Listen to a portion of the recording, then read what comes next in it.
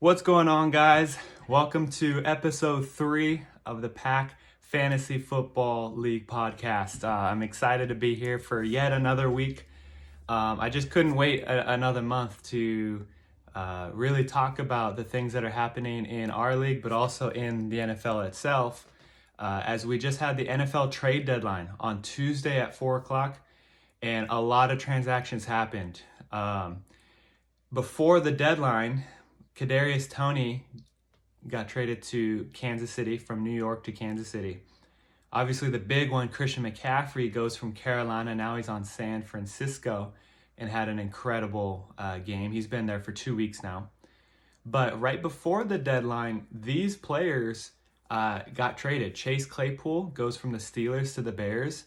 Nyheim Hines goes from Indianapolis to Buffalo. Zach Moss goes from Buffalo to Indianapolis. TJ Hawkinson, the Detroit tight end, is now a Minnesota Viking. Jeff Wilson reunites with Mike McDaniel as a Miami Dolphin. Chase Edmonds goes from Miami to Denver, as we know Javonte Williams got hurt. And Calvin Ridley, who's actually suspended the whole year because of gambling, still gets traded from Atlanta, and now he's a Jacksonville Jaguar. So if you didn't if you didn't see those trades, there's the recap for you. We got some amazing league announcements. Last week was RJ becoming a dad. Now it's Jameson. Congratulations, Jameson, for now being an engaged man. He's now engaged. He was in London last weekend, got engaged. Fired up about that, bro. It's just crazy how the weekend that RJ became a dad, he lost. And then the weekend that Jameson got engaged, he also lost in fantasy. So it's pretty interesting how these guys are excelling in life, but then lose in fantasy. I don't know, man. Our last league announcement is I'm going to be making a poll for our quote-unquote punishments from last episode.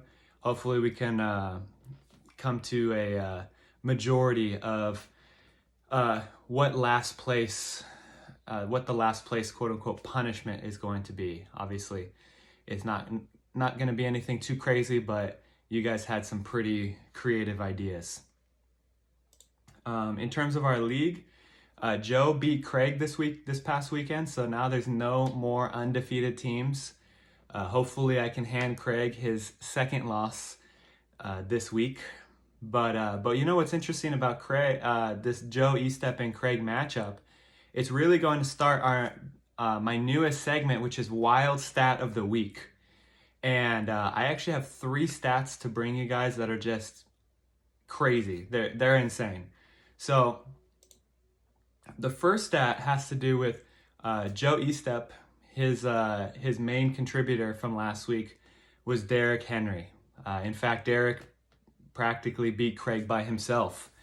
And the wild stat is not the fact that Craig passed up Derrick Henry in the draft, picked Dalvin Cook instead of Derrick Henry. We're not going to talk about that. But Derrick Henry, with that game, he ran for 219 yards and 2 touchdowns. That is his 6th 200-yard rushing performance in his career, and that's ties the most all time. So just one more and he becomes the leader in 200-yard games.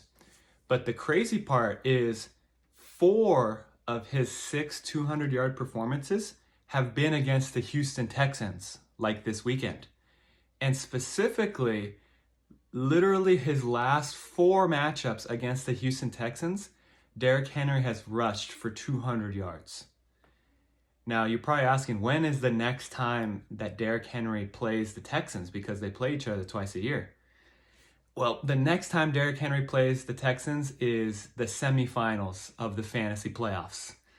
So it's going to be rough for whoever faces Joe at that point in time. Our second crazy stat, wild stat of the week, has to do with the game between myself and Gerald. Now, Gerald was not very happy. We were at Roosters and he didn't even bother looking at his phone.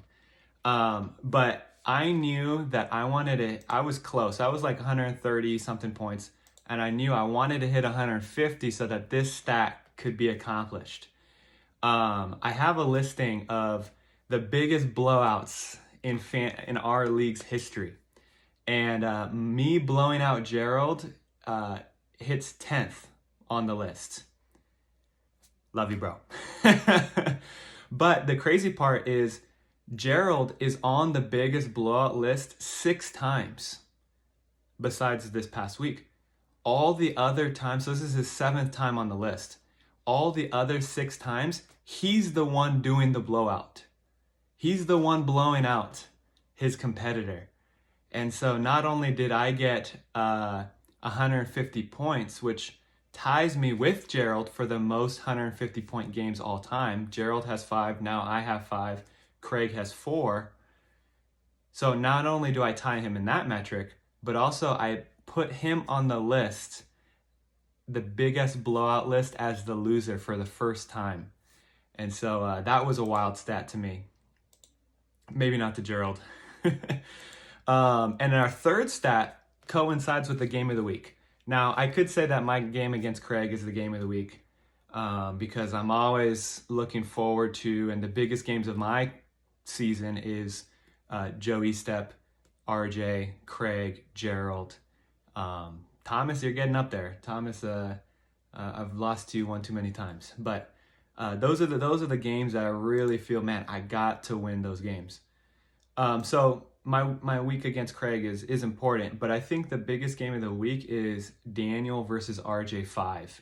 They've met each other 4 times, and Daniel's only come victorious once, although that was their last matchup. I think that this game is going to drastically dictate the playoff future of these teams. RJ is right there at 3-5. Daniel is at 4-4. They're so close. And they're fighting for position with a couple of other teams, and I think this game is they really need this game for their season and for their playoff outlook. But the stat that is crazy has to do with Week 9 in general. Week 9 has been the prime week for the worst matchups in our league's history. What do I mean by that? I mean, if you add up the 2 scores of both teams in a single matchup, which matchups end up being the lowest amount of points? I mean, that's easy to picture with the most points in a matchup. That's easy to picture, okay, 2 teams that do incredibly well. The least matchups, both teams have to do terrible. And Week 9 has been incredible in a bad way for terrible fantasy matchups. Literally the top 2 worst point totals in a matchup are both Week 9. In fact, 3 out of the top 4 matchups happened in Week 9, 4 out of the top 10, and 5 out of the top 25. And Craig obviously remembers one of these because it was a fantastic day. But in 2019, we had one matchup, which was Theo versus Joe Mike. That's both, if you combine their point totals, they scored 146 points. That's 22nd. In 2020, there was literally 2 matchups at the same week. I beat Daniel 72-52, so 125 total points. And Victor, who was Orion at that time, and beat Theo 56-50, so 107 total points. That was the record until 2021 Week 9. 2021 Week 9, I beat Craig 68-41. That's 109 total points. And I thought for the longest time that was the worst point total in terms of a matchup. Like, I thought that was the lowest that I had seen. But that was just maybe very memorable to me. But not only was it not the least amount of points, it wasn't even the least amount of points in that same week. because Keontae lost to Jameson in 2021 week 9, 63-28. Yeah, Keontae, you scored 28 points in a week. You probably don't remember because you didn't draft Derrick Henry, so you didn't pay attention that year. But 92 total points from both of the teams. That's the only matchup for both teams to score a combined less than 100 in our entire league's history. So if 2020 and 2021 have been indicative of anything, we might see some low matchups. Hopefully it's from Craig because you got like 5 guys on bye week. But just watch out for some low scoring matchups. That might happen. As we wrap things up, I'm obviously going way over time compared to other weeks, but this is kind of a segue as I am announcing part of my podcast. I'm going to do maybe once a month. I'll keep doing these things. I like doing these 5-10 minute things every week, and I'll see if I can keep that up. But at least once a month, I'm going to release an extended edition. This is going to be more of a strategic focused video, more of a tip focused video where I'm going to dive deep into topics surrounding fantasy. And so let me know what topics that you want to see. The first one is probably going to be the waiver wire because I've heard some comments over the last couple weeks on how that works and how to leverage that and how to use that to your benefit. So that's probably the first extended edition is waiver wire. But if there's any other topics, let me know. I will see you guys in the next episode. Keep grinding, keep competing, and I hope your life is going better than your fantasy team.